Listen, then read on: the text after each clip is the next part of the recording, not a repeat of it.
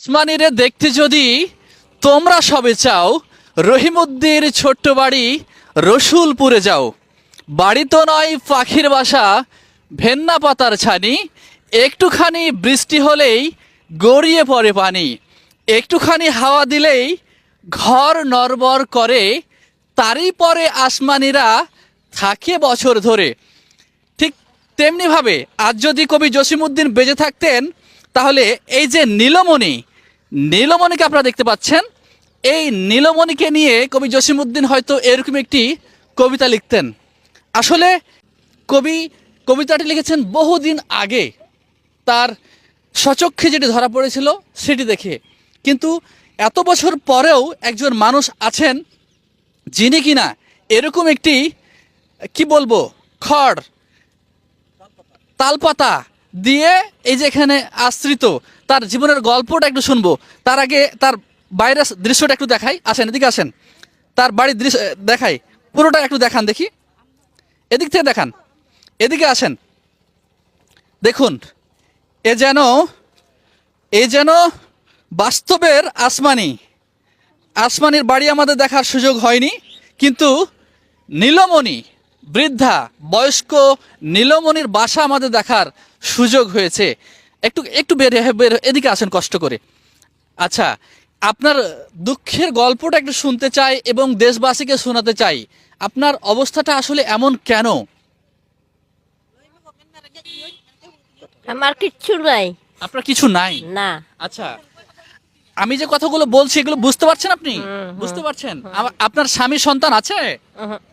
কেউ নাই? না, কেউ নাই? কেবল না। আপনার নাম কি? নীলমণি? হ্যাঁ, আচ্ছা, আপনার স্বামী সন্তান নাই কেন? আসলে এখন নাই। ছিল, আগে ছিল, এখন নাই। আপনার নিজের কোনো সন্তান আছে কি? না। আপনার নিজস্ব কোনো সন্তান নেই? না, স্বামী স্বামী মারা গেছে কত বছর আগে মারা গেছে? অনেক বছরই হলো। অনেক বছর, অন্তত 10 বছর 20 বছর? কত, আরো বেশি?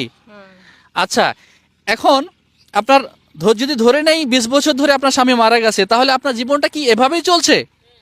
এই খড়কুটোর মধ্যে এই যে তালপাতার বেড়া দিয়ে এইভাবেই চলছে আপনার জীবন? হয়। রাস্তার পাশে? হয়। এর আগে কোথায় থাকতেন? ওই নদী ওই পার আসলো।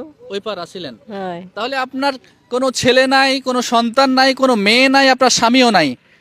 আচ্ছা, মানে দেখুন তার বয়স হয়েছে কত, তিনি বসে যাচ্ছেন, একটু দেখান। আচ্ছা, এই ঘরে আপনি একাই থাকেন, এই যে প্রচন্ড শীত, কুয়াশা, রোদ, বৃষ্টি, ঝড়, কিভাবে চলে আসলে আপনার? এইরকম করে কষ্ট করে। হ্যাঁ, এরকম করে কষ্ট করে। দর্শক, এই মুহূর্তে তার একটা বাসার দরকার, তার মাথা গোজার ঠাঁইয়ের দরকার, হয়তো সরকারিভাবে হবে, কিন্তু আমরা চাই আমাদের এই ভিডিওর মাধ্যমে, আমাদের এই ভিডিও প্রতিবেদনের মাধ্যমে দেশ ও জাতি দেখুক, এবং আপনার জন্য আমরা জানি যে সমাজে বৃত্তবান অনেক মানুষ আছেন, তারা চাইলে আপনার মতো অসহায় মানুষকে তারা সামর্থ্যবান হিসেবে গড়ে তুলতে পারেন। আপনি যে কষ্ট করছেন, মানুষের বাড়িতে চেয়ে নিয়ে আসছেন, ভিক্ষা করে নিয়ে আসছেন, এভাবেই তো চলছে আপনার সংসার নাকি? আপনার সংসারটা কিভাবে চলে? ওই মুখটা পাড়ার পাড়ার মধ্যে ঘুরি। আচ্ছা, এই পাড়ার মধ্যে ঘুরে যা পাওয়া যায় সেগুলো যা রান্না বান্না পাওয়া করেন? যায় তাই নিয়ে আসি, আচ্ছা। রান্না বান্না করে খাই। এই আচ্ছা, আপনার কি এখন সাহায্য লাগবে, টাকা পয়সা লাগবে? হয়, লাগবে তো। লাগবে। আমার জন্য একটু সাহায্য পাঠান। সাহায্য পাঠান। হয়। দর্শক, উনি একজন আদিবাসী নারী, হিন্দু ধর্মের মানুষ, তাই না? উনি আসলে ঠিক তেমন ভাবে কথা বলতেও পারছে না। তার জীবন জীবিকা নির্বাহের জন্য আমরা প্রত্যাশা করছি তাকে আপনারা যথাযথভাবে সাহায্য করবেন, বাকি জীবনটা যাতে তিনি আর মানুষের কাছে হাত পেতে নয়, তিনি সেই সাহায্য নিয়ে নিজে সুন্দরভাবে বাড়িতে থেকে, নিজ গৃহে থেকে তার জীবনটা পরিচালনা করতে পারবেন। ভালো থাকবেন সবাই। আসসালামু আলাইকুম।